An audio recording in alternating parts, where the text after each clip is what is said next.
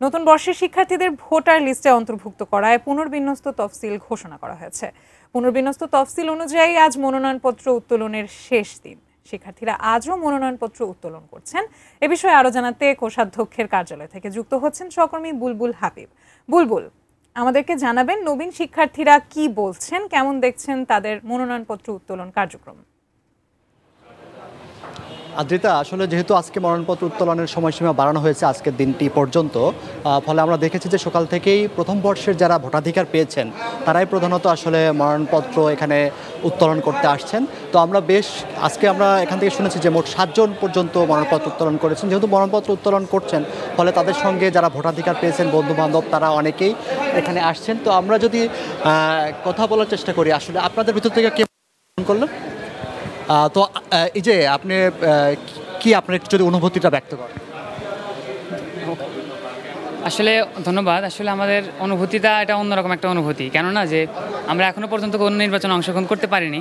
আমরা নতুন ভোটার, প্রথমত রাজশাহী বিশ্ববিদ্যালয়ের নবীন এবং রাকসুতেও আমরা নবীন ভোটার। অন্যদিকে আমরা জাতীয় নির্বাচনে এখনও পর্যন্ত কখনো ভোট দিতে পারিনি। সেক্ষেত্রে এই গণতন্ত্র চর্চার এই পদ্ধতিতে আমরা অংশগ্রহণ করতে পেরে অত্যন্ত আনন্দিত। আর এর মাধ্যমে আমরা ভোটার অধিকার পাওয়ার মাধ্যমে আমরা যে সামনে রাষ্ট্র নির্বাচনে যোগ্য প্রার্থীকে বেছে নিতে পারবো, এটা আমাদের একটা ভালো লাগার জায়গা। কেউ আপনাদের মধ্যে কেউ মনোনয়নপত্র উত্তোলন করেছেন কি? আমরা করি নাই, বাট হচ্ছে মানে অনেক নবীনরাই আছে, মানে করতেছে আর কি, ফর্ম তুলতেছে।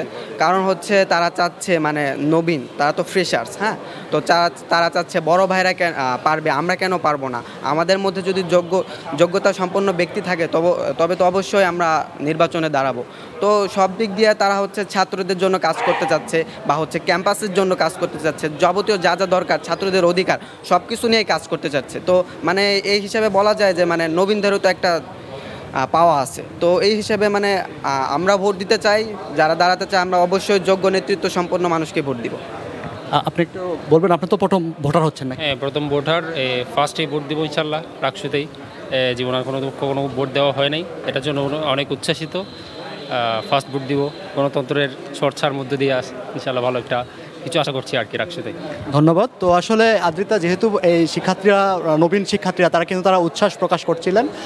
তো যেহেতু এই 7 জন নিয়ে এবার রাকসু কেন্দ্রীয় সংসদ পদে এবং সিনেটে মোট 427 জন তারা মনোনয়নপত্র উত্তোলন করেছেন। যেহেতু বিকেল 5টা পর্যন্ত মনোনয়নপত্র উত্তোলনের সময়সীমা রয়েছে এবং কয়েক দফা পিছানোর পরে নানা অনিশ্চয়তা, নানা ঘটনা প্রবাহের মধ্য দিয়ে যেহেতু এই নির্বাচনটা যাচ্ছে, তো রিটার্নিং কর্মকর্তা বলছেন যে তারা আসলে একটা সুষ্ঠু ভোট যাতে অনুষ্ঠিত হয় সেই ব্যাপারে তারা যথেষ্ট প্রস্তুতি নিয়ে কাজ করছেন। তো আদ্রিতা, এই ছিল এখান থেকে যে মনোনয়নপত্র উত্তোলনে আছে শেষ দিন, প্রবীণরা আসছেন মনোনয়নপত্র উত্তোলন করতে, তার খবর।